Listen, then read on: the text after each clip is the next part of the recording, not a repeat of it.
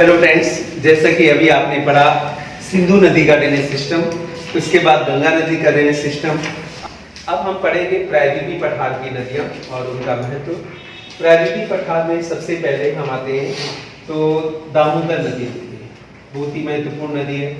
दामोदर नदी ये छोटा नागपुर पठार से निकलकर पश्चिम बंगाल में हुगली से मिलती है। दामोदर नदी छोटा नागपुर पठार को दो भागों में विभाजित करती है। इसके उत्तरी भाग को हजारीबाग पठार व दक्षिणी भाग को रांची पठार के नाम से जाना जाता है। दामोदर नदी पर डीवीसी यानी दामोदर वैली कॉर्पोरेशन स्थापित है। दामोदर वैली कॉर्पोरेशन विश्व की अनोखी परियोजना यूएसए की टेनेसी के तर्ज पर बनाई गई, यानी इसमें कोई एक बांध बड़ा न होकर के कई छोटे छोटे बांध बनाए गए। इसकी सहायक नदियां हैं, जैसे उन सभी नदियों पर छोटे छोटे बांध बनाए गए और उन बांध का जल डाइवर्ट कर दिया गया, क्योंकि पहले दामोदर नदी को पश्चिम बंगाल का शोक कहते थे, लेकिन इनका वाटर अब कैनाल्स के थ्रू डाइवर्ट कर दिया जाता है, जिससे अब वाटर वॉल्यूम ऑफ वाटर कम होता है और अब इसे पश्चिम बंगाल का शोक नहीं कहते हैं।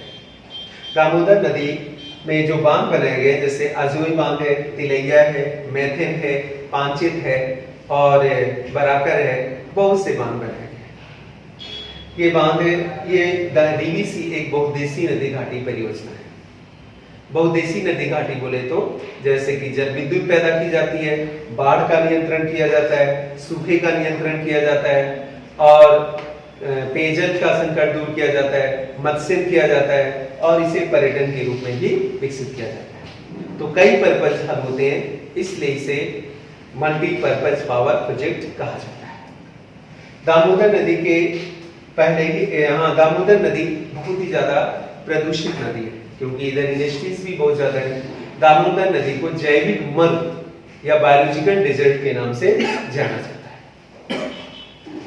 दामोदर नदी से उत्तर में चल देखें तो एक छोटी नदी है जिसे मयूराक्षी नदी कहते हैं। ये भी छोटा नागपुर पठार से निकलकर हुगली नदी में मिलती है। इस पर कनाडा बांध स्थापित है और मयूराक्षी बांध है। इसके बाद तो ये हो गई दामोदर। अब हम देखते हैं अगली नदी जो छोटा नागपुर पठार यानी रांची पठार से निकलती है, इसका नाम है स्वर्णरेखा नदी। स्वर्णरेखा नदी क्यों कहते हैं? क्योंकि इसमें सोना पाया जाता है। इसके जो एल्यूवियल है इसमें गोल्ड पाया जाता है। ये छोटा रांची पठार से निकलकर बंगाल की खाड़ी में गिरती है और रांची इसके किनारे स्थित है। इस नदी के कई जलप्रपात स्थित हैं, जैसे हुडरू जलप्रपात, दासम जलप्रपात, जोन्हा जलप्रपात, इस तरह कई जलप्रपात स्थित हैं। इसके बाद उड़ीसा में गरजात पहाड़ी से एक नदी निकलती है, इसका नाम है बैतरणी नदी। तो फ्रेंड, बैतरणी नदी ये उड़ीसा में गरजात पहाड़ी से निकलकर बंगाल की खाड़ी में गिरती है। शायद ये पौराणिक नदी हो, वही नदी जो कहते हैं गाय दान करो, गाय की पूंछ पकड़ के बैतरणी नदी पार कर जाओगे, मे भी ऐसा हो। आगे देखते हैं तो ब्राह्मणी नदी है। ब्राह्मणी नदी बहुत महत्वपूर्ण नदी है, इससे आईएएस में क्वेश्चन आया है। ब्राह्मणी नदी छोटा नागपुर पठार से निकलने वाली दो नदियां, एक दक्षिणी कोयल नदी और शंख नदी, इन दोनों नदियों के मिलने से बनती है और उड़ीसा में भितरकणिका राष्ट्रीय पार्क से होकर बंगाल की खाड़ी में गिरती है ब्राह्मणी नदी। एआईएस में क्वेश्चन आया था कि कौन सी नदी है जो दो नदियों के मिलने से बनती है और निम्नलिखित में से किस राष्ट्रीय पार्क से होकर गुजरती है।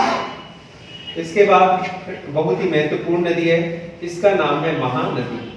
महानदी ये छत्तीसगढ़ के रायपुर जिले में सिंघवा पहाड़ी से निकलती है और निकलकर पहले उत्तर दिशा में जाती है, फिर पूर्व और दक्षिण पूर्व होते हुए उड़ीसा में बहुत बड़ा डेल्टा बनाते हुए बंगाल की खाड़ी में गिर जाती है।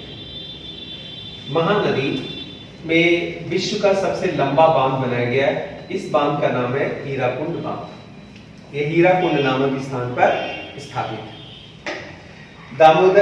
महानदी की सहायक नदियों से क्वेश्चन आ जाता है, जैसे इसकी सहायक नदियां कई हैं, तेल नदी, मांद नदी, ईब नदी, हसदो नदी, शिवनाथ नदी, जोंक नदी।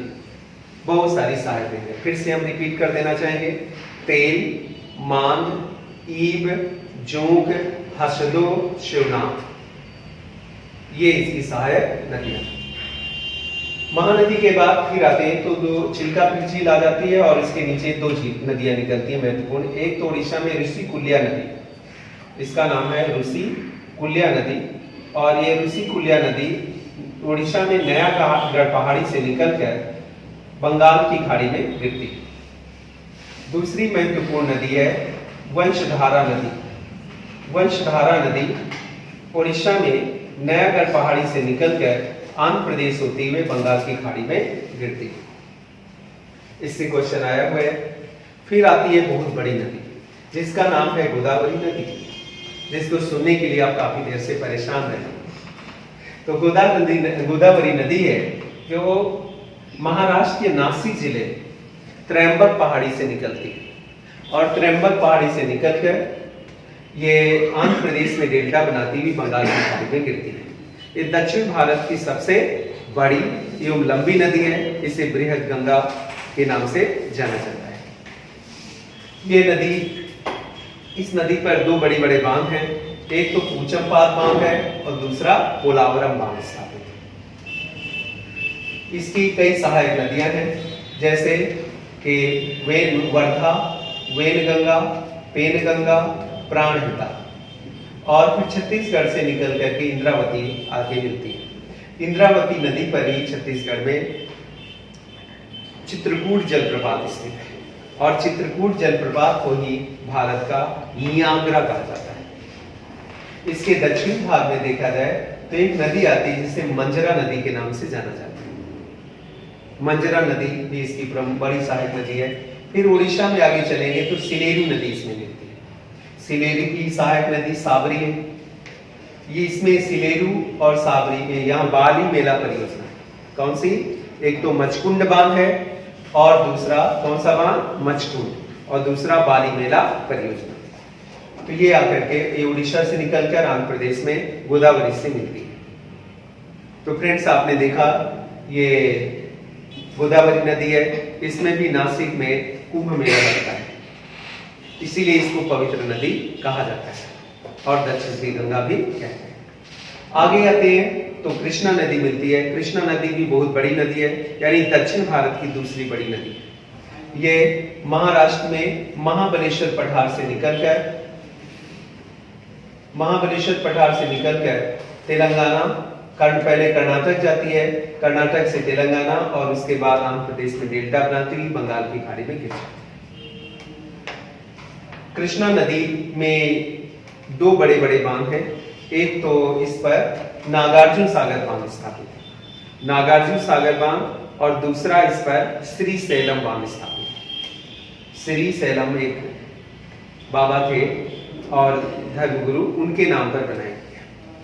उसके बाद इसी पर एक अलमाटी बांध भी है। क्या बोलते हैं, अलमाटी बांध। कृष्णा की कई सहायक नदी है जैसे भीमा नदी, जो हमने बताया कि अभी आईएएस में क्वेश्चन आया था कि पंढरपुर के पास कौन सी नदी बहती है, तो भीमा नदी। तो ये भीमा नदी है। और फिर नीचे से देखें तो दूधी गंगा है, पंचगंगा है, और फिर घाट प्रभा, माल प्रभा और तुंगभद्रा। और फिर आगे जाकर के मूसी नदी एक मिलती है। हैदराबाद मूसी नदी के किनारे स्थित है। तो ये कृष्णा नदी होगी। फिर फ्रेंड्स देखेंगे तो कई छोटी छोटी नदियां हैं जो पूर्वी घाट से निकलकर बंगाल की खाड़ी में गिरती है, जैसे पलेरू नदी, पलार नदी, पलेरू नदी है, और पुण्यार नदी है, और स्वर्णमुखी नदी है। इस तरह ये नदियां हैं। फिर आते हैं तमिलनाडु में, तो यहाँ पलार नदी है, पुण्यार नदी है और मणिमुक्ता नदी है। तो ये नदियां जाकर के तमिलनाडु में एक दूसरे से, ये तमिलनाडु में पूर्वी घाट से निकलकर बंगाल की खाड़ी में गिर जाती है। उसके बाद फिर आते हैं कावेरी नदी। कावेरी नदी बहुत ही महत्वपूर्ण नदी है। ये कर्नाटक में ब्रह्मगिरी पहाड़ी में ताल कावेरी से निकलकर बंगाल की खाड़ी में, तमिलनाडु में डेल्टा बनाती हुई बंगाल की खाड़ी में गिरती है।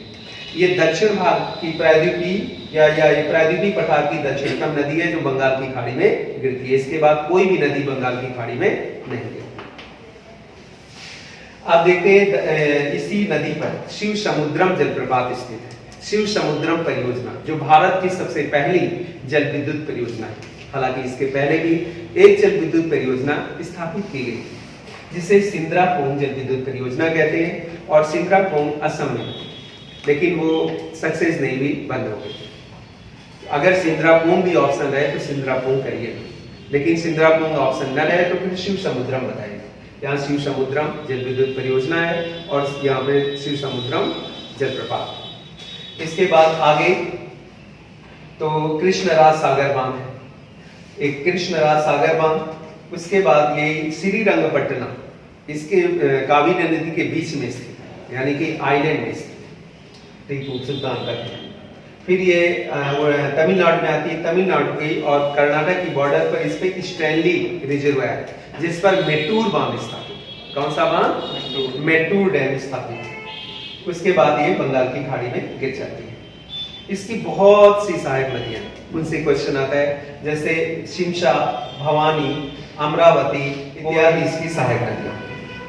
अब हम नीचे चलते हैं तो एक नदी है वैगई नदी। ये पूर्वी पश्चिमी घाट से निकलकर और मन्नार की खाड़ी में गिरती है। इसे वैगई नदी के नाम से जाना जाता है। तो फ्रेंड्स, ये देखा आपने अरब सागर का ड्रेनेज, ये बंगाल की खाड़ी का ड्रेनेज सिस्टम था। तो ये नदियां बंगाल की खाड़ी में गिर रही थी और अभी तक जो यानी कावेरी तक जितनी नदियां गिरी वो बंगाल की खाड़ी में गिरी। तो क्वेश्चन है कि बंगाल की खाड़ी का ड्रेनेज सिस्टम बताइए। तो इस तरह आपको बताना है बंगाल की खाड़ी का, जो नदी बंगाल की खाड़ी में गिरती है।